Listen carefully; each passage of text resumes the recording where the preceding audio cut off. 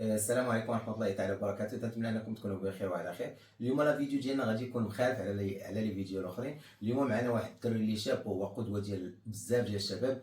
اليوم معنا سي عبد الجلال، اكبر حوات كاين معروف في مراكش واصغر حوات معروف في مراكش. اليوم غادي نسولوه بعض الاسئله اللي نتوما طلبتونا عليها باش نسولوه. غادي نسولوه نشوفوا الاجابات ديالو، نشوفوا الحقيقه ديال الحياه ديالو كامله. السلام عليكم سي عبد الجلال. سي بيان صافي بخير، العافيه طيبه. طول عمرك. بغيت نعرف السؤال الاول سي عبد الجلال، هو شكون هو عبد الجلال؟ عبد الجلال واحد الشاب اللي اول حاجه هو طموح، ثاني حاجه هو مجتهد، حيت الطموح ما تيجيش هكا. الانسان خصو يجتهد. بما انه لقى باه المهنه ديال السمك، وبما انني ما كملتش في القرايه، انني كي تنقولوا بدات في هذه المهنه ديال السمك، وانا طورتها من حرفه عاجيه الى حرفه متطوره عبر مواقع التواصل الاجتماعي. يعني اللي بغيتي تقول ان الفكره ديال انك تبيع الحوت يعني هي وراثيه عندكم. الحمد لله. وكيفاش سي عبد الجلال جاتك الاسم ديال ميناء مراكش؟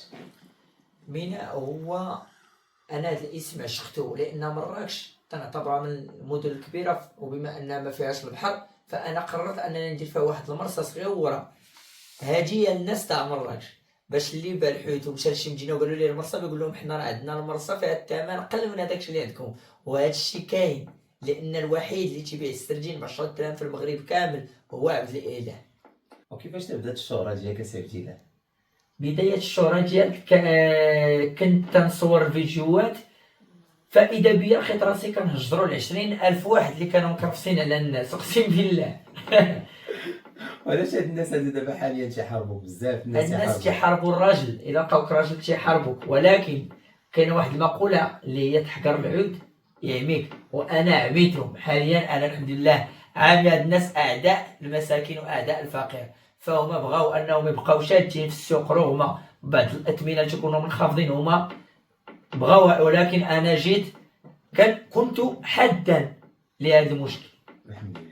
اللي بغيت نعرف هو كيفاش عبد الاله فرض الوجود ديالو، يعني ما بين بزاف ديال البيع والشرايه ديال الحوت اللي دابا كاين جدال كبير انهم تيقولوا علاش عبد الجلال تيبيع الثمن، وسمعنا انك كي خرجتي وضربتي في بعض الفيديوهات انك قلتي انهم حيدوك من السوق الكبير ديال مراكش. هو بالنسبه للسؤال، اول حاجه غادي تكون هو عبد الاله كان من الاول قانع.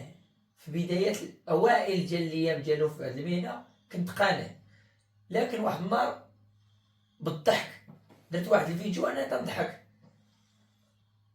فالناس عجبهم هذاك الفيديو لانهم تيشوفوا اول شاب صغير اللي في واحد المهنه اللي ما يمكنش تدخل لها وانت صغير. صعيب باش تكون تبيع الحوت في المغرب وانت صغير.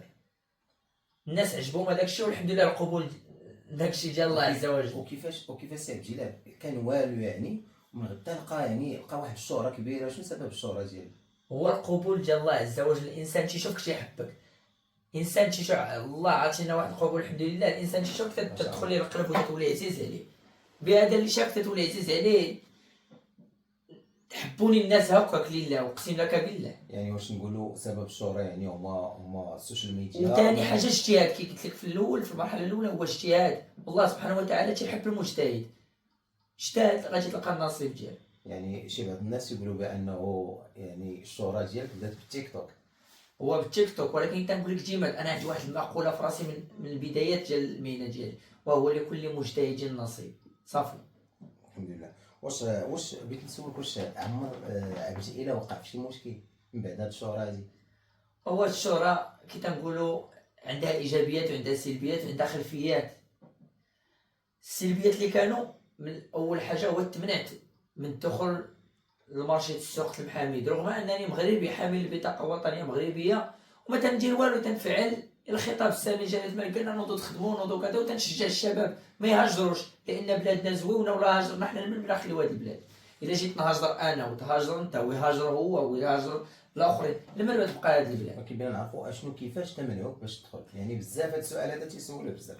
اشنو السبب انه علاش منعوك ما تدخلش؟ منعوني لان كاين بعض الخلفيات، بعض الناس اللي محتكرين السوق، فهمتي؟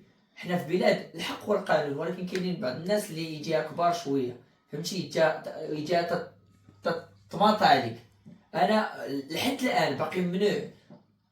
وما هضر عليا حد، رغم ان شوف راه انا جميع المسؤولين اللي في البلاد تفرجوا فيا وعرفوني انا ممنوع، ولكن حتى واحد لحد الان ما قدر يهضر. وانا تنتسنى ردة فعل اي مسؤول تنتسنى ردة فعل ديالو، هي باش نعرفوا علاش نتمناه. والحاجه اللي خاصني ما نديرهاش الحاجه اللي في حق لكل يجي حقي حقي. اشنو بغيت تنصح شي نصيحه للشباب؟ النصيحه الاولى والاخيره هو الاجتهاد، والله يجازيهم بخير يبعدوا على البليه. اما فيها باس انت خدمتي وبعدتي على البليه، ما فيها حتى باس الا انت وبعدتي على البليه ونوض. شوف نوض هي اجتهاد، نوض هي بدر، انا نتعاون معاك. باش نتعاون معاك ماشي ماديا ولا انا راه انا يلاه باجي، ولكن نتعاون معاك ببعض المعلومات وبلا موتيفاسيون. اجي تصوني اجي نقول لك لا خسرتي اليوم، لا ماشي مشكل، غدا ما غاديش تخسر. واللي بغيت نسول السي عبد هو واش ما كتخافش هاد الشهره هادي تخلق لك شي مشكل؟ انا الحمد لله ما تنديرش شي حاجه اللي خارجه على الطريق. انا كتعرفوني الناس كاملين، وكتعرفوني العائله، وكتعرفوني الوالدين، عندي الدار الخدمه الدار، ما تنمشيش لشي بلاصه. لهذا فانا تنبدع في العمل ديالي وتنحب العمل ديالي. انا اللي تنقصد لك واش يعني ما تخافش يعني يوقع لك شي مشكل مع البياع او الشرايه، بانك تيقولوا هما بانك كتيح عليهم السوق. يعني الوحيد اللي غادي نقدر نقولوا في مراكش تيبيع السردين ب 10 دراهم، اللي واصل 18 حتى 20 درهم تيبيعوا بعض البياع والشرايه. وبغيت نقول واحد الكلمه، وشوف هو كل تيدير تجارته. انا ملي طرحت الحوت قدامي وتمشي تنشري انا ما تنزلش، انا تنربح. ولكن تنقول واحد الايه في دماغي، لكم دينكم ولي دين. كل واحد تيدير داكشي اللي عنده، كل واحد تيمشي بالعقيده اللي كبر عليها. واش نقدروا نشوفوا السي عبد في شي برنامج فكاهي؟ هو تعرضات عليه، اقسم بالله تعرضات عليه. في فيديو تيقول بانه من الفيديو ديال السي عبد كانوا فكاهيين. هو شوف وانا عزيز عليا الضحك وعزيز عليا، وتندخل تنبغي نفوج على الناس في الفيديوهات ديالي. ما تنبغيش نغمق كل نهار الحوت كل نهار الحوت كل نهار الحوت. تنبغي ننوع بعض الفيديوهات باش الناس تبقى معايا، تبقى الفيديوهات ياتيريو الناس.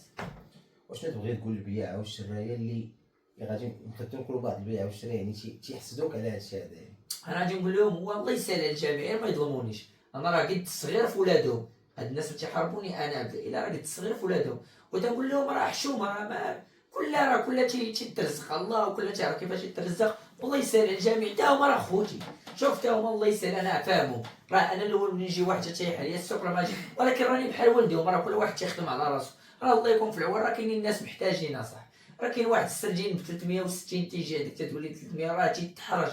راه تيبي يتيكي ولا يقول لك عطيني نص كيلو، راه حشومه.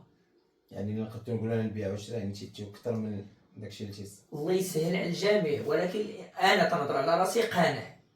انا قانع واحد شويه، وعزيز عليا البساطه، وعزيز عليا المسكين. انا عزيز عليا الناس، انا نقول عزيز عليا الناس حيت انا كبرت شعبي. كي قلت لك في الاول انا الوالد ديالي راه بائع السمك، ماشي شي واحد اللي واصل. انا باراي بائع السمك، لهذا انا عزيز عليا الناس المساكين. تنحتضرهم انه ما جينش. انا هو مول الحوت، كي تنقول مول الحوت الوحيد اللي ما تيلبسش الوزره ديالو، ما تيلبسش الطابليه. علاش؟ لانني انا ما تنعتبرش راسي انا بائع السمك، انا خوهم وانا ولدهم وانا منهم. وشنو سبب جيلاه؟ شنو بغا يوصل؟ شنو شي تحقيق امنيه ديالك شنو هي؟ انا لحد الان الامنيه ديالي هو ندير فروع كثيره في مراكش اللي حاملين الاسم ديالي ويخدموا معايا بروجي فيه الشباب وغادي نحاول، حيت كلشي تيغلط، ولكن انا غادي نحاول انني ما نظلمهمش كما تظلمت انا. شي كلمه اخيره؟ الكلمه الاخرى هو الله يعيش كلشي بالحلال. الحلال راه زوينه الشباب. شوفوا المغاربه الحلال طوب.